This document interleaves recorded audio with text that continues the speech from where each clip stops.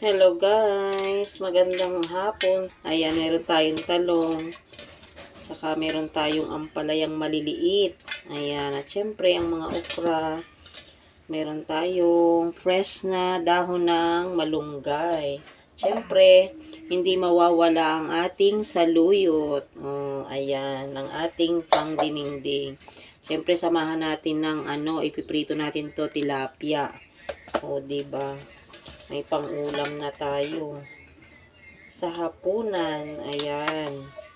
Ito mga, paborito ng mga Ilocano na ulam, dinengding. Lalo pag press ang mga gulay. Ayan.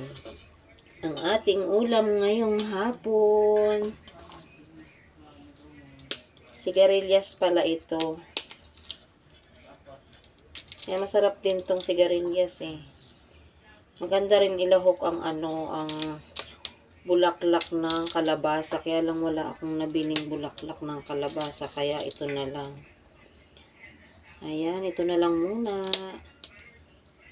Ang ating lulutuin. Ayan na guys, luto ng aking dinengding. Ayan, ang aking sari-saring gulay. Ayan. Luto na. Ito ang ating pritong isda. Ayan, kain na tayo guys. Salamat sa panonood.